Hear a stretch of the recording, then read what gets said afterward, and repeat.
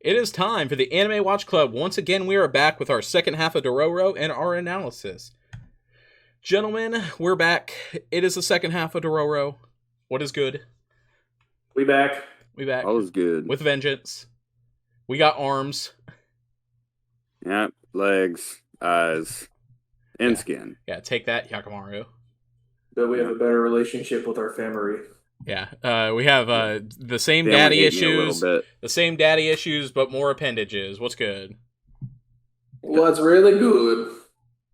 So yeah, I fucking trying to think of how to start it, really.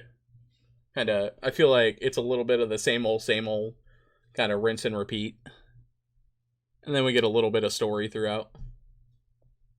Yeah, I mean, it's an episodic adventure, like, series. I mean, each episode seems to be a different, like, situation with a different group. I mean, there are some that are two-parters, but for the most part, it's all just, you're going to go on this adventure, learn this, maybe regain this. Every day's a lesson. Aw. Yeah. Well, I mean, in the second half, you don't really get anything, like, super story-based until about actually halfway through the second half, I feel like. Like, you know, every episode, obviously, we went over is, like, the story of, you know, that's the beginning of every episode. But it doesn't truly get into, like the nitty-gritty. The quote-unquote ending fucking bits until probably like I'd say like halfway through. I would say that a lot of the show is definitely about like analyzing human nature in a way, because like, you know, he is like a very robotic type character, and you kind of see the growth of that as he continues to fight these demons and then gains his body parts back. And a lot of people go on the same way of like, as he starts gaining these things back, they're like, you know, you're this powerful because of the demons that took it from you. Why do you want it back? Not only is he getting his body back, but he's starting to gain a personality. Yeah. I think that's a big part of it, because, you know, like we were talking about, he's kind of robotic, like emotionless, doesn't understand what the fuck is going on, and some way, somehow, he kind of gets a breakthrough and he's becomes over it, and he's just like, all right, this is what I'm fighting for. Like I'm taking back what's mine. Yeah, I'll do he gains ties with, you know, he becomes emotionally attached to Dororo, and he looks out for the people who've looked out for him, and he gets a better understanding of the human nature. Yeah, kind of. I mean, it goes with that thing too of like, you know, like, trying to think of like a good turning point. It's probably where like Dororo gets taken as well. Yeah, and that's kind of where you see like almost like the monstrous side of Hyakkimaru, because he essentially really just starts killing through towns, and that you really see that with like, you know, like you get to see the samurai go through the town, and like where they're like taking like food, weapons, kicking people out of the house. They take that horse, right? And that's kind of like where it gets to that point where, you know, he's literally slaughtering through people with a ghoul horse. And I think all of this is like the last 4 or 5 episodes. Yeah, it's like the main of the series. Bulk of it. So there are a couple of parts. I mean, say the main breakthrough, honestly. Yeah. Say the main breakthrough though is when Dororo gets kidnapped by Itachi. Yeah, and like he'll run through towns to get Dororo back. Is like how they make it seem, and it's like, you know, Dororo views Hyakkimaru in a completely different way than the world views him as well, and I think that's an important take. Yeah, because as a reminder, Itachi's the one who killed Dororo's father and essentially his mother. I mean, Itachi turned against his father's whole rebel group that went who has like a high moral, you know, like they have that. The reason we kill samurai is because of the bad things they do to people, and then in the end, it's like they're more of like, we never stood up to them, we just complained about them. So also you're talking about Dororo just going through towns and shit. Or not Dororo, Hyakkimaru going through towns and slaughtering and shit, but when Dororo originally got captured the first time, he wasn't doing all that. Hikamaru's first point of action was just going to get Dororo back because they kind of regroup for the first time, and then that happens again afterwards. Yeah. But the first time, like the second they get back together, it happens again. Yeah, so the first time Dororo gets captured by Itachi and kidnapped because Itachi finds out about the map that is on Dororo's back that was still unexplained to us at the time. We come to find out that it's actually a map to Dororo's deceased father's hidden treasure. And that's essentially what Itachi is going after this entire time. So once he does that, he didn't know that the map was on Dororo's back, but through kind of mini torture, he finds out that it is on Dororo's back. They figure out where it is, and it was activated by heat. Yeah, because Dororo was by the campfire, and that's why they were able to see it finally. Itachi then starts going towards the island that the treasure's on with Dororo, and they come across this abandoned village, look for boats. They find boats, and this one guy comes up to them and is like, "Yo, I'll take you across to this island." And the guy, one-armed fucking motherfucker. Yeah. He offers to take him across the island. They're like, "Yo, how?" And he's like, "Don't worry about it." Whistles, 2 sharks hop, like just pull up. So this guy has 2 pet fucking sharks. And essentially he turns against them and tries to feed them to his pet sharks. Because he has some sort of connection with the sharks. They are his family. And by the way, yes, but there is no lava girl in this show, and I was disappointed. Yeah. We have a shark. It is badass to have these sharks, though. That is true. It was pretty cool, to be honest with you. I was like, that's fucking demon sharks. We don't find out one's a demon until, Hikamaru pops up to come save Dororo. Yeah, they're just some fucking listen to this motherfucker sharks. Yeah. Some obedient fuckers. So they get through that, they get onto the island, and the shark is going to attack Itachi and Dororo, and then Hikamaru pops up, fucks up the demon shark. And then, did he get a limb back from the shark? I think he got his other leg, right? Yes, because right before that, he was with Jukai, who he wanted to have him make him another leg, and Jukai refused because, he was seeing that Hikamaru was, turning into a monster from his need for vengeance and getting back what was his. And it kind of goes with that thing body. Too, as like, so the whole story is about Hyakumaru gaining his limbs back through killing demons, and then though he's becoming more human, you kind of get this talk from Jukai as well, is that like he's becoming more human, but the inside of him is not. Yeah, he's has a lust. He's to the point where he's willing to do anything to get his body back, if that means killing people. Yeah, and that's where you get the popular, I would say, talk about that is like, you're gonna do this and then you're gonna be alone, and then he kind of realizes that he's all about Dororo as well, so that's kind of when he starts to worry less.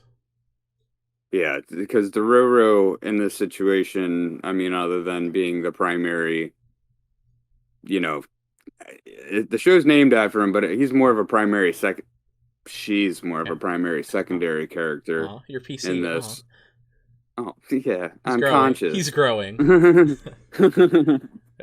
But, he's, Jukai sees, having Dororo around as someone who can keep humanity in him. And kind of the same with the priest, the blind priest that always shows up.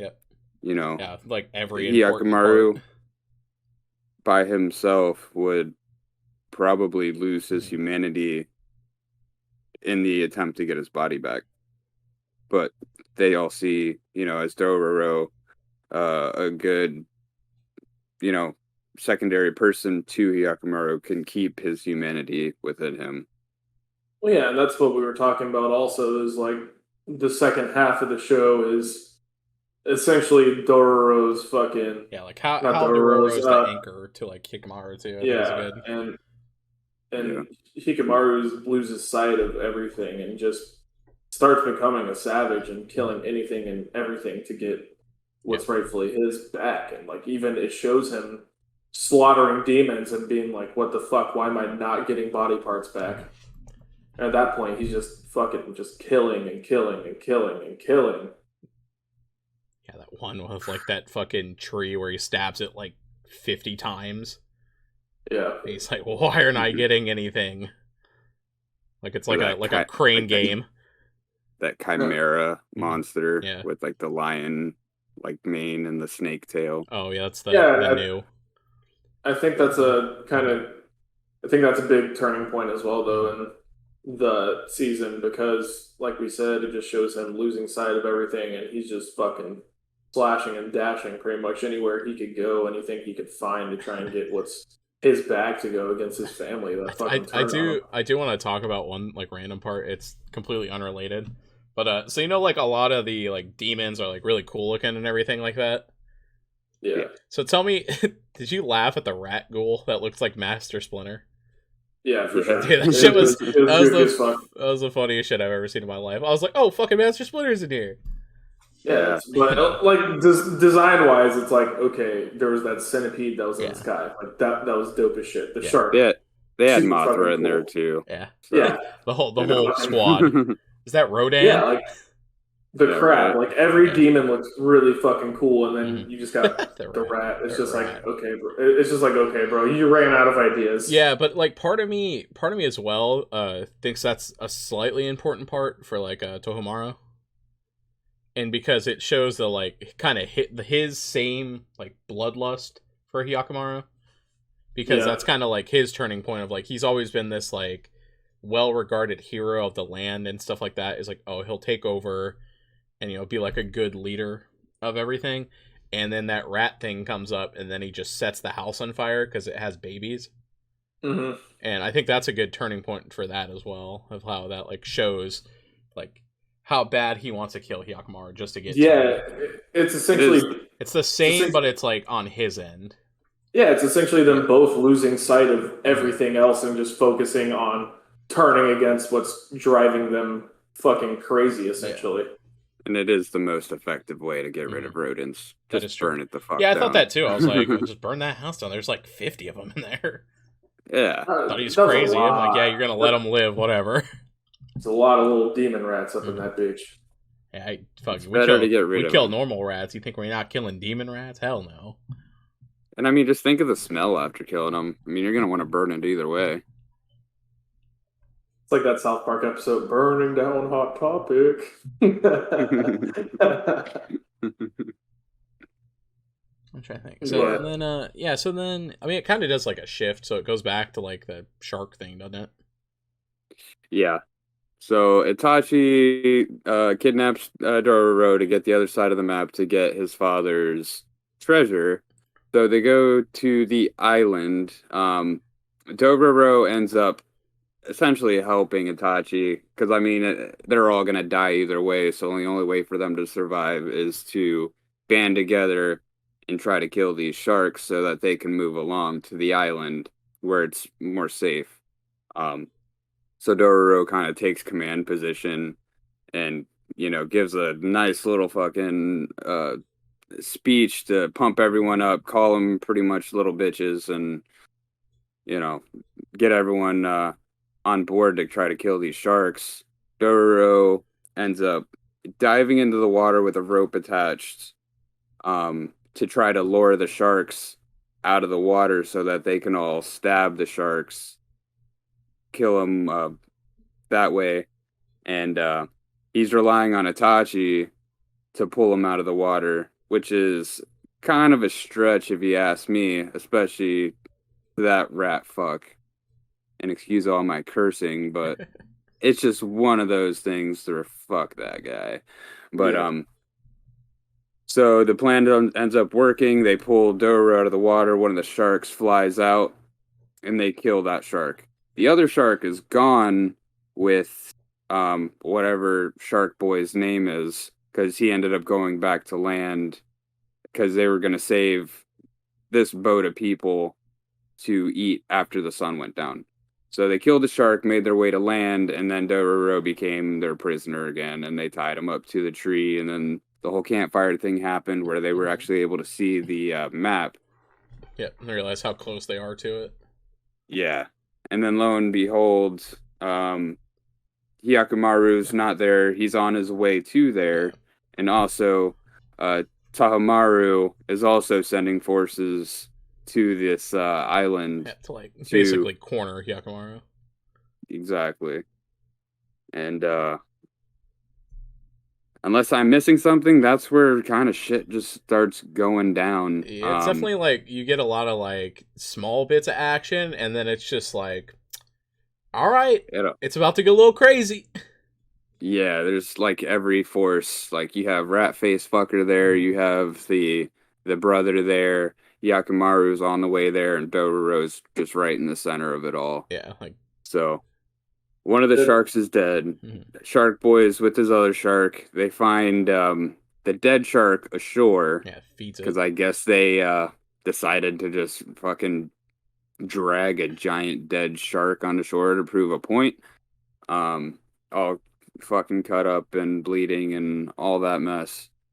Shark Boy comes back. I think Hyakumaru gets there either at the same time or right before.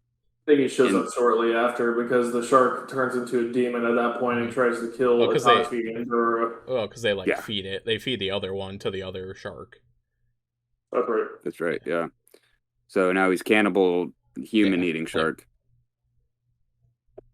So he transforms into a demon, then Hyakumaru ends up fighting him on land because that shark demon can just go on land now.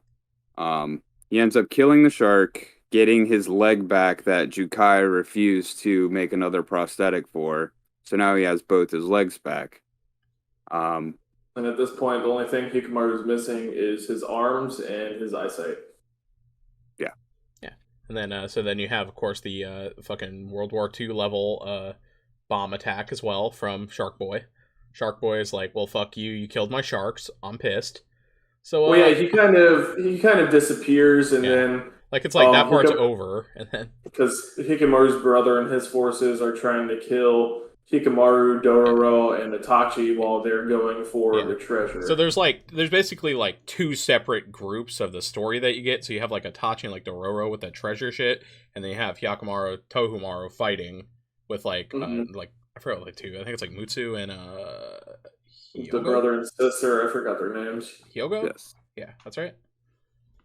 Like I think so. Yeah. So they so he's he's busy with that, and then fucking all these troops samurai are around too, and that's kind of where Shark Boy starts things off. He's like, aha, fuck all y'all. Yeah, and kind of cuts away the forces, and then allows the battle to go on with them. Instead of him getting 50 arrows shot at him at once, he's fighting 3 people. That's right. And then the bombs explode, a bunch of people die. Dororo and Itachi survive, and they stumble upon the treasure. The treasure cave. Yakumaru's over there fighting Tahamaru and his goons. Mm-hmm. And then the explosion pretty much ends up canceling all that out because they ended up getting separated. I'm trying.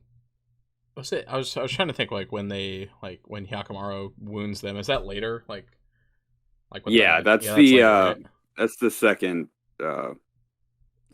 time they meet up. Okay. That's the fight with the demon horse. Oh, okay, yeah. That badass demon horse fucking pony top for real. Rapidash, yeah. I was about to say it's essentially Rapidash using fire stone. Yeah, if you really want to picture it, it's just Rapidash. That's pretty much it. It looks exactly like Rapidash too. It's white and red. That shit was pretty cool too, honestly. It was, dude. And then right when I saw Hikamaru jump on it and start riding it, I was like, okay, this shit's dope. I was like, that's pretty fucking sweet. At. Yeah. He doesn't even give a fuck that it's a demon. He's just like, let's go slaughter. Well, he's a demon that just came up to him and was just like, "You ready for this shit?" And he's like, "Bitch, I was born ready." Yeah. And then Mouth for War by Pantera starts playing. They ran off in the distance. Fucking metal, dude. Yeah, dude. Honestly, that is pretty metal. So yeah, we have like that. That's kind of like we kind of hinted at that part of like, you know, he's like running through towns and shit, and then he comes across the new, which is basically this fucking patchwork demon of like every animal. Yeah, it was the Chimera. Yeah, I mean, it's like Chimera. That's pretty much the only thing he realizes from that is that he doesn't gain it from like everything he kills. Again, his sanity being lost just slaughtering. Yeah. And that was a little mini story in itself. Yeah. Also, this dude was feeding people to the fucking Chimera demon because the Chimera demon ate his mother. Yeah, and he was basically like a he was too cowardice. Yeah, like a loser. It was pretty brutal when he showed back up and her arm was like attached to the back of his fucking like shirt. Just like he just straight up abandoned her. His old granny. The thing about this guy too was like he's like, yo, I can't kill this demon, so I'm going to feed other people to it, and it fills my empty soul. And then that serial when he realized, and when Hikamaru was about to kill this thing, he lets the fucking demon eat him. And he merges with this fucking Chimera demon, and his face like pops out of it. I was just like, okay, shit's getting wonky. I feel like there's supposed to be a lesson here relating to Hyakkimaru, but I couldn't really place it. Like, is it like a trauma thing? Yeah, I think it's something like that. I think it's more of just like being consumed by the demons. I guess I don't know. That's my guess because like the dude merges with the demons because he lost sight of like the good and things. You know what I mean? Yeah, I think I would say it's kind of like a trauma thing because I think it's supposed to like it's a lot of like reflecting back to like Hyakkimaru versus like the actions that other people have taken with like similar circumstances. Like not the same thing, but like you know. He basically had to appease this demon and realize the only way he feels alive if he takes other people's lives, and it's basically the same bad thing that happened to him. True. Yeah, so it's kind of like that. Yeah, I was just curious because I walked away from that episode like, why the fuck does that even make sense? I mean, at this point in the story, why would that even be there? Yeah, I think it's just like small things, and then yeah, it goes back to the episodic story, you know, just to kind of give you a little extra for the experience. That's my guess, anyways. Yeah, and then fucking basically, then it's demon horse time, baby. Oh yes, this is the second meeting of Tomaru and his two goons. I cannot remember their names. Mutsu and Hugo. Mutsu and Hugo. Brother and sister. Hugo. Yeah. Hyogo. Yeah. So they end up fighting, and Hyakkimaru ends up like cutting off their arms. Like one of the like because basically they're like, oh, it's got to be him. We're gonna go stop him ourselves. Fuck, we don't need no backup. And I think right before that, Dororo got taken again. If I'm not mistaken, Dororo got kidnapped and they showed up while he was looking for him, or was it just like I don't remember how it played out. I remember exactly how it played out, but he did get taken again. Yeah, he got taken. Hyakkimaru was mad because as much as he wants his body back, Dororo means a lot more to him, you know, than his body because he went berserker mode.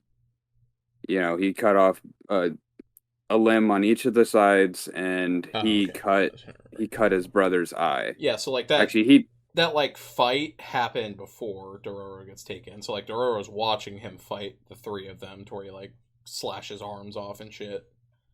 Yeah, and Dororo's kind of okay. Yeah. Remember, like Daigo's people takes Dororo. Yeah. So because I remember Dororo looking at Hyakkimaru was like, man, he's kind of losing it, that kind of thing. So he ends up getting attacked because I believe more of Tahomaru.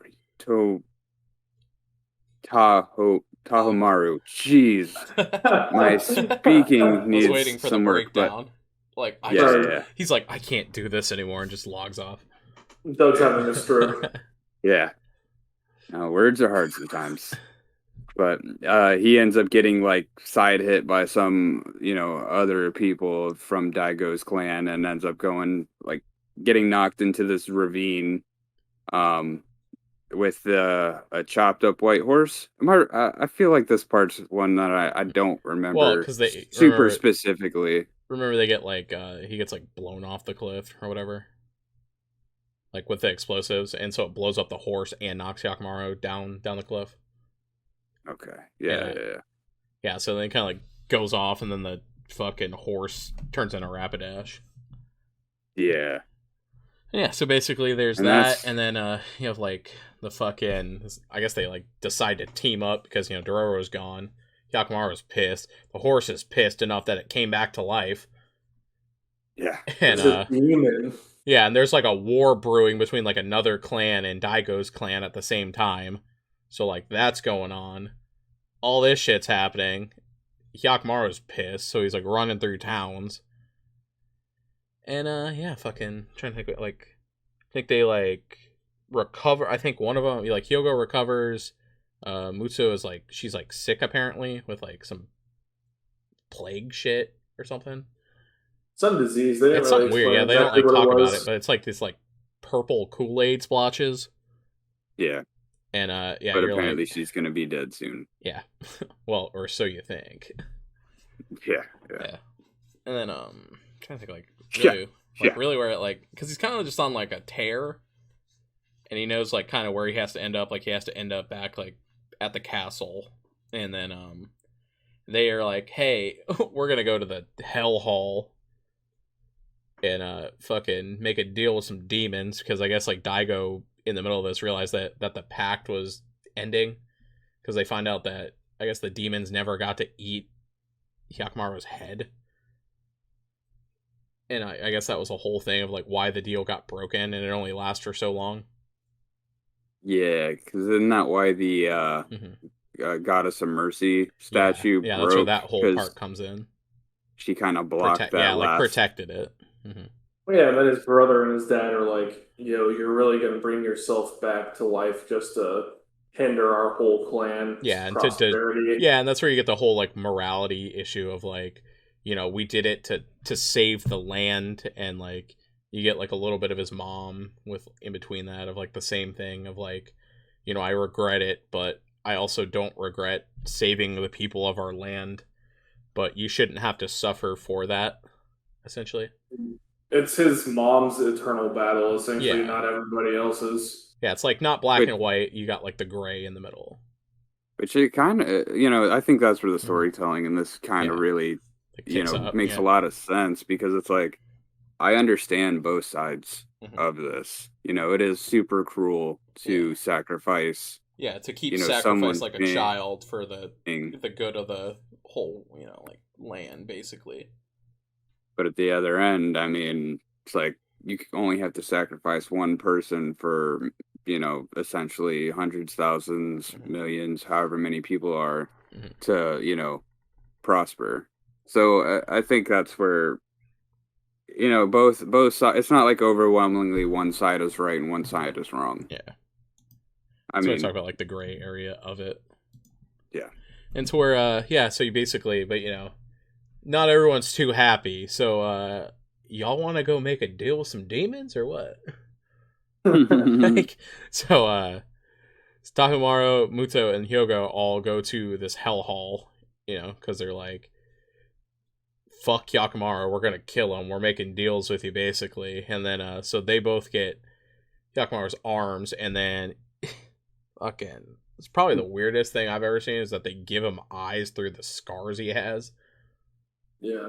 Yeah. And so Takumaru gets his eyes to where he basically can like see kind of like Yakimaru sees, like TV static with the colors. He's like, yeah. I mean, it's pretty much the blind vision. Yeah, it's like that plus his like other eyes. So it's like clearly like a power up in a way. Yeah. Yeah. I mean, kind of like you kind of get more like moral shit. I think in between, that's kind of like how it goes. Yeah. If at that point, it's pretty much just a fight to, because Tahamaru is pretty essentially jealous of Hyakimaru because his mom was so worried about him, like his like and what happened to him during his childhood. Life didn't pan out the way it did because Hyakimaru exists. Yeah, or it didn't exist because I don't think they even knew he was still around until he showed up that first time midway through the season. And I mean, you can kind of see that too. Is like to like Takumaru, seeing Hyakimaru, he essentially just ruining his entire life. And he's like, why can't you just die and let us prosper, basically? And it's pretty fucked when you think about it. But it's just kind of that thing. He's like, like why, like he has to figure out why he wants to exist, and he's like, because I deserve to exist. Like I should have existed without this happening. And that's another thing. It doesn't have to be a battle against you like good, or evil parts. Like I should have the right to be alive because you guys birthed me. Yeah, it's like that typical like you brought the child in. It's not the child's responsibility to make those decisions. Fucking Hikamaru's like, it's not my fault. You wanted prosperity and sacrificed me to the demons. It's not my fault. I didn't want to look like a burnt chicken nugget. Like the fucking singing raisins. Like Zack Sawyer from Little Big Planet. That's still fucking funny. Like a week and a half later, that shit's still funny. So come the end of towards the end of the fight, Dororo's with the priest. They all approach the burning, pretty much, palace of the Dago kingdom. Yeah. And Nui. How do you say his mom's name? Nui. Nui. Is it Nui? Nui. It's Nui. Nui is with Dororo. She after Dororo. All right, let's backtrack just a little bit. After Dororo was captured, Nui helped Dororo escape because she saw him from the castle. Yeah, from the castle, because she saw him as helping Hyakimaru like retain his kind of the same view as everyone else, contain his humanity, and just have someone out there with him so he's not alone. And she ends up going with Dororo and helping them escape. So now she's in the pretty much collect and save everyone crew.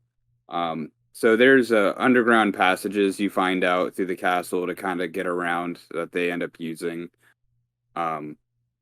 So they're going in to try to, for one, stop the fighting and be there to try to rescue one or both, or preferably both, I would think. Yeah.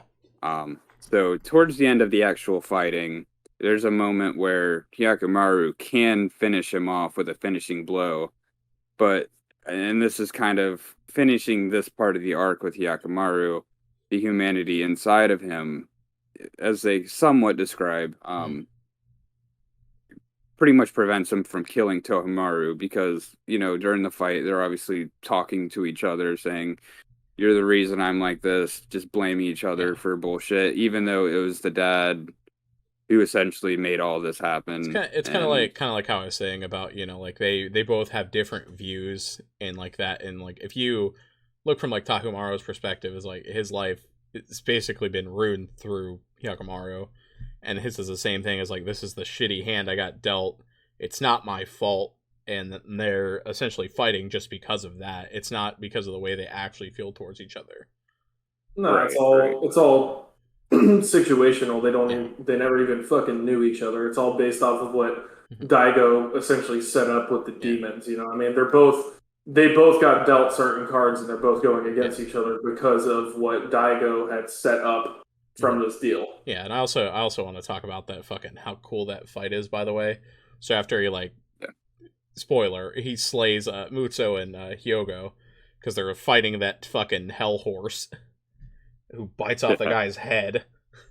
And then so he, pretty brutal. That dies. He gets his arms back, and then so he's got no sword, so he grabs the like prosthetic sword with his bare hands, and he's like fighting everyone like that.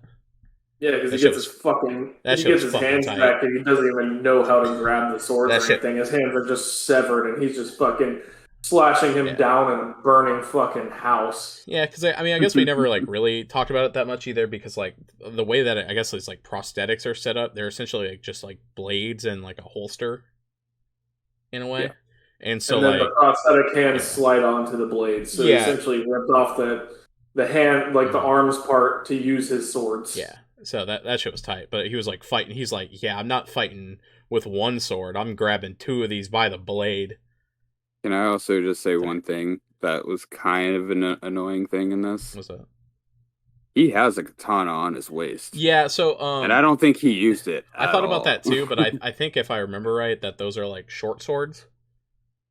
And so those are like when, say, like your sword gets stuck into someone, you can like use that. If I remember right, he cut it out. His brother also said when he got his hands back, he's like, "You're not going to be fighting as good because you have arms now and you have a longer reach. You're not used to this, especially in the house." Oh no, I think that was when that was actually, I think, when he got cut, because he was like, "Why did I get cut?" And he was like, "Oh, he has a longer reach because he has arms now." Well, no, his brother even said though, like, you're not used to fighting with this range. Well, I was talking about like what you're talking about is like how small the building is. And then Hikamaru's like, "Fuck that, I don't care." And he was like, "Oh no, he's actually still really good, and also he has more reach now, so I'm kind of getting fucked." Yeah, Hikamaru's just a fucking badass. That shit was tight. Yeah, he's like aerial fighting with like double blades. I'm like, this shit's cool. But I'm trying to think, like, because pretty much that's like the main thing of it is like they're fighting in this like burning castle. You have the other side story of like Nui and then Dororo, and then Jukai's there as well.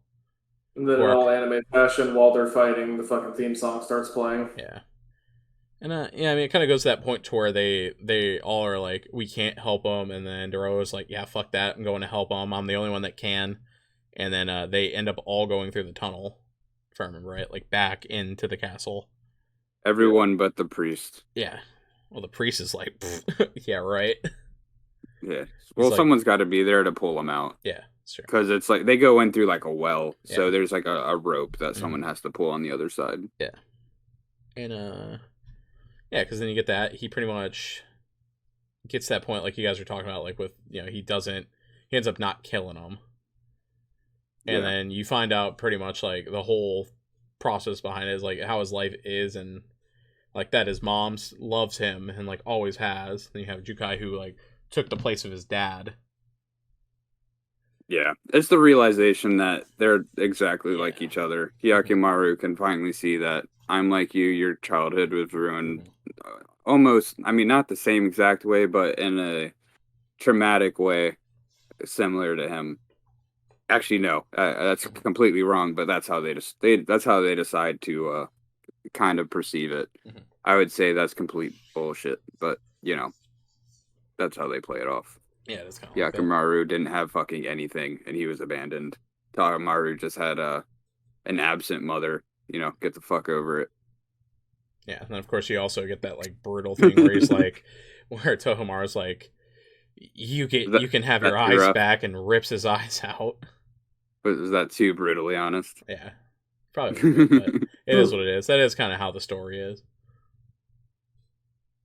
Yeah, but they reached that conclusion. So Dororo and Hyakimaru escape.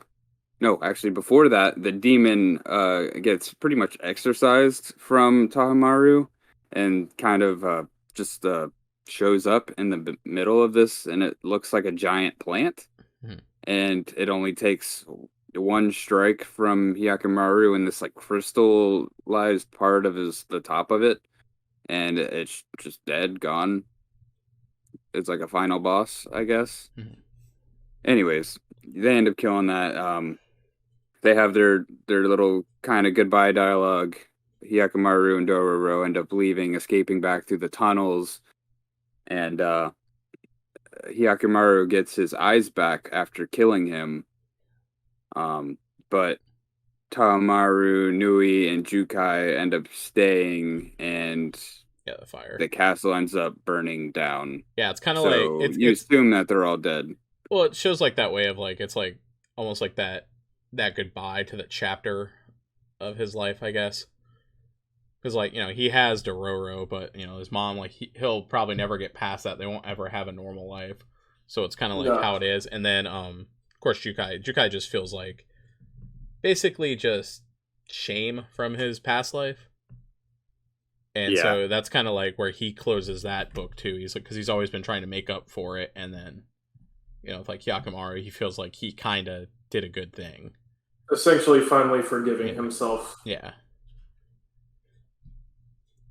And then it pretty much goes to like they escape and they go to that village that they were talking with previously and trying to for one protect the village and try to make it prosper. They're gonna build up from that point, and that's when Dororo's father's money or gold treasure is gonna come into play. They're gonna like that side thing, and of course like Hyakkimaru before, like with Daigo, and that he doesn't kill Daigo either. Yeah, because so Dororo's plan is to bring all the money, build up this little village so that they can become prosperous. Like a village for the people. Like we don't have to rely on samurai for their money. And that goes back to that thing how I was saying that like, Dororo gets this whole thing of like, we don't stand up to them and fight them. We just let them take over and we complain. Yeah. And that goes with that whole thing is like, well, now we have money, so now we can build a good village where we don't have to rely on them. Yeah, until they come and pillage you guys too. Yeah. But we'll get there when we get there. And then on Hyakkimaru's side, he goes back to the Hell Hall to find Daigo in there praying, I suppose. Yeah. And Hyakkimaru, I mean, Daigo pretty much says, you're the reason all this is effed up now. And Hyakkimaru's like, I didn't ask for this. And he just insults him, whatever. And Hyakkimaru has the opportunity to get him from behind. Instead, he just ends up stabbing his helmet. And then Daigo says, why? And he says, because that's not my beliefs. And then he drops the Goddess of Mercy in front of him. And then that reaches Daigo in a way where he's like, I've been praying and believing in the wrong side of things. And then essentially Hyakkimaru changes Daigo's views on everything in that moment. Which seems, I get it, but it seems kind of like very, I don't want to say rushed because it's not, but also it just seems very like switch, like they just flipped the switch. Yeah. And, I guess good for them. Yeah, good for you, but I hope the castle keeps I think that's a moment where it's like it's never too late to change. Mm-hmm. Yeah, I think that's just that. Yeah, I mean, I guess it goes to that thing of like you can't change like the decision you made in the past, but you can accept it. Like he doesn't have to try to ruin Hyakkimaru's life anymore. Yeah, and they can I guess kind of move past it, but they're not gonna have a beer later. Right.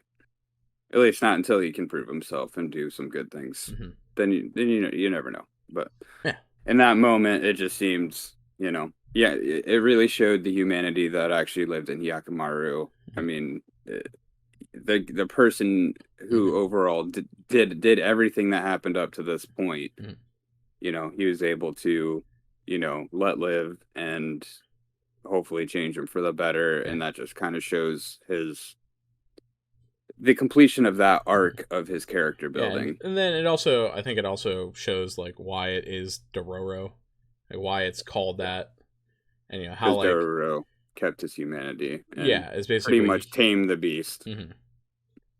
Yeah, sorry, go ahead. Oh, you're fine. No, that's pretty much what I was gonna say. Yeah, and then we get fucking little credit scene. Fucking like still imagery, I guess, more. Like, so at the end, like that old before painting shit. Yeah, before the credits run, pretty much he does the thing Hunter x Hunter did where Goen's dad's just fucking gone, just fucking abandons him on an island. Yeah. Except Hyakkimaru tells Dororo he'll be right back, and then he just doesn't come back. Yeah. Yeah. I would say it was like, I'll be right back. It was more like it was like a mutual understanding of like, because you get like a kind of like a monologue from Dororo.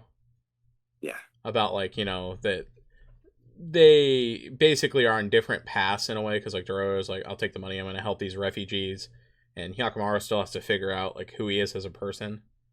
Yeah. And that's why I said it also helps with the final scene. Like I said, that with the still imagery too, it kind of it helps to show that as well. And so then you get to see the like separation of them, and they make it seem like they didn't really get their happy ending, and then you get here it is. Yeah, it's like an afterthought almost. Yeah, well, as the priest who was describing it was saying, Hyakkimaru has pretty much just been born. He finally complete for the first time. He's finally able to do what he wants to do. Yeah. Yeah. And Dororo has big plans for the village, so they both need to, they're both in a place where they almost feel complete after all the trauma they've been through, and they both have separate goals. So, and then it's kind of left at that. Then you get the after credit scene where it's, as you're saying, doing the still imagery and kind of just showing everything that's going on. And then right there towards the end, you get a dock with what looks like a shadow of Dororo.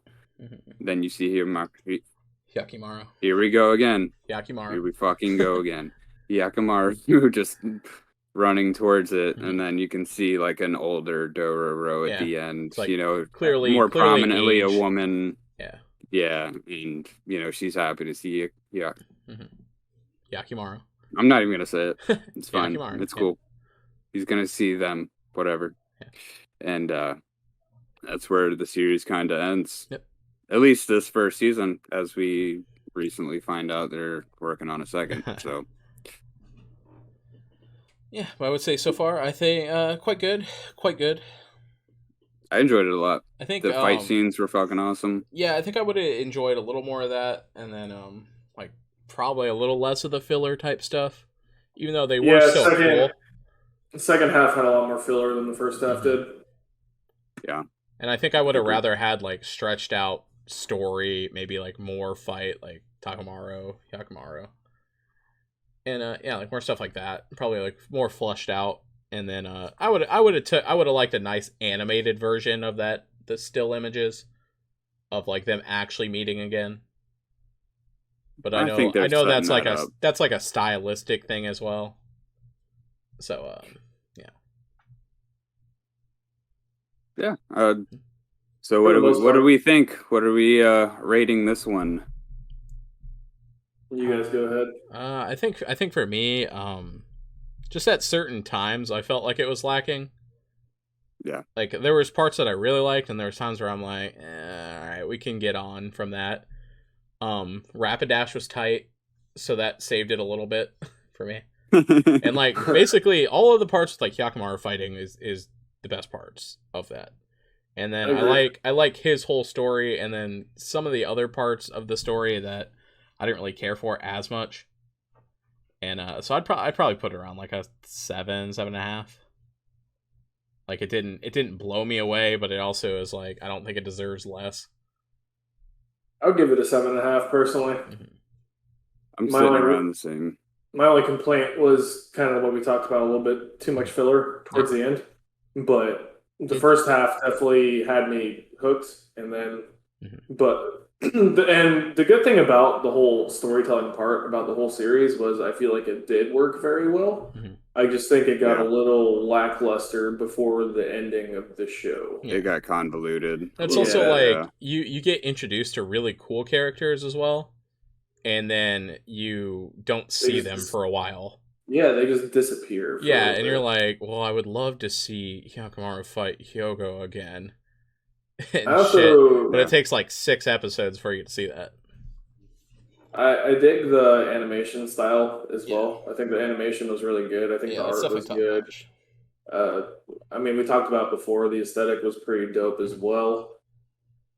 So yeah, I could say comfortably at a 7.5. I'd be okay with it. I think that's right. Like I think like you got to reserve your 9s for like some Attack on Titan type shit, you know.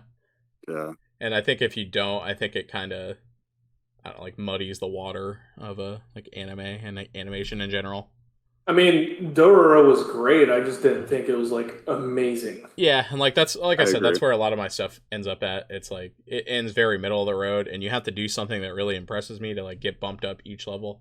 Like to me, still Banana Fish is like the standout. Yeah, that was definitely like whoa. Like everything about it was just so fucking different, and you make me cry. You make me cry. You get bumped up one. And like it's not like Dororo wasn't like different or anything like that. I just feel like I said, it just became a lot more lackluster the second half before the ending of what actually was happening. Yeah, it was also like you kind of knew what was going to happen too. Yeah, it was. So it's like you're like, can we get to it? It's like having a salad before dinner. You're like, but when's that steak come in? Yeah. Yeah. I feel like just a lot more interesting things could have happened before the final showdown. Yeah. Like I feel like it had. Yeah.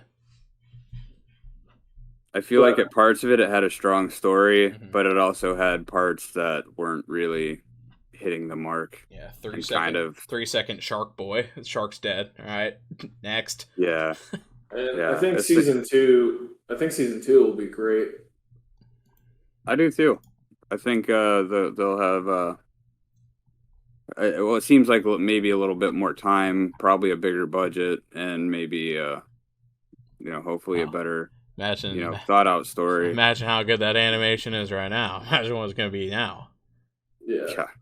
And one character I wish was he was in a decent amount. I wish he was in more. Was the priest actually? Mm-hmm. The priest is probably my favorite character out of the whole show.